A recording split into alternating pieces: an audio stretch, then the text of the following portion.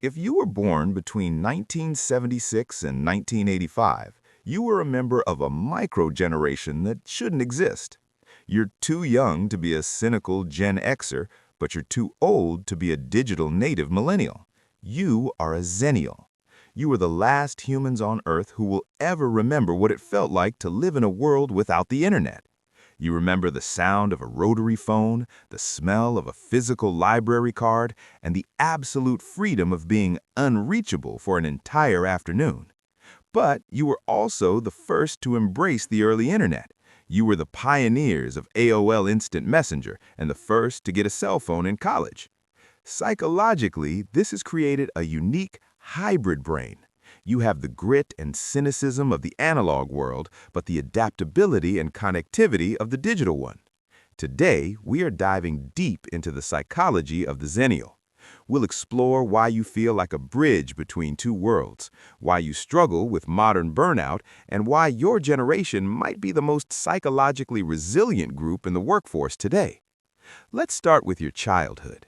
Xennials grew up in the latchkey era. Your parents didn't have GPS trackers on your phones. You left the house at 9 a.m. and your only instruction was, be back when the streetlights come on. In psychology, this is called unsupervised play. This taught Xennials two critical things: problem solving and risk assessment.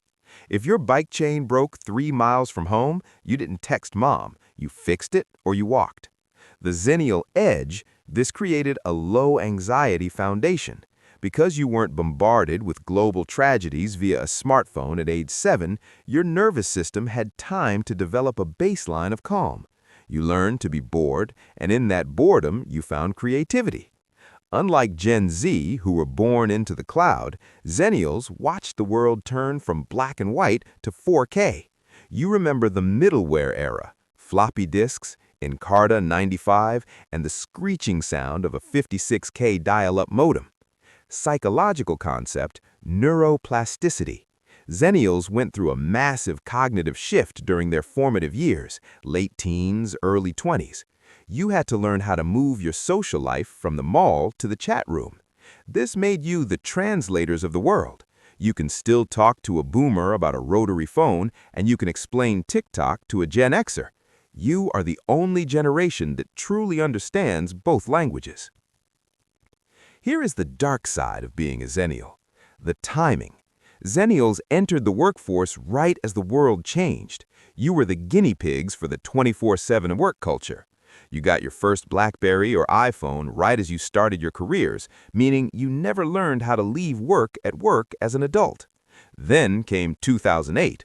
The Great Recession hit right as Xennials were trying to buy their first homes or start families. The psychology of stunted growth. Many Xennials feel behind because their peak earning years were swallowed by a global financial collapse. This has created a specific brand of pragmatic anxiety. You're waiting for the other shoe to drop, because in your experience, it usually does. Have you noticed why vinyl records, Polaroid cameras, and outdoor camping are so popular right now? It's driven by Xennials. Psychologically, Xennials suffer from digital fatigue. Because you remember the real world, the digital world feels thin and hollow to you. You crave tactile feedback. You want to hold a physical book, smell the paper, and see the grain in a photo.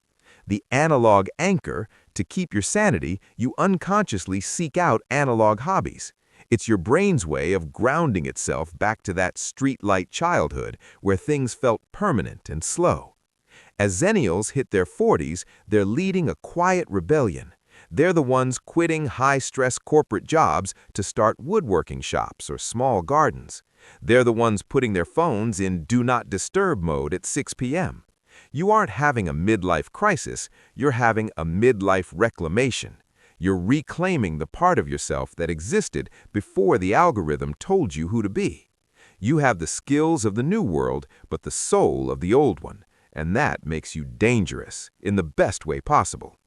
To the Xennials watching, you are the bridge. You are the keepers of the analog flame and the masters of the digital tool. Don't let the world make you feel old or outdated. Your perspective is the most valuable one in the room because you've seen both sides of the curtain. If this video felt like a trip down memory lane, hit that subscribe button. We're here to help every generation find their why. Comment below, what is the one thing from the analog world you miss the most? Is it the busy signal, the smell of a video store? Let's get nostalgic in the comments. Go put your phone down for an hour. Go find a street light. I'll see you in the next one.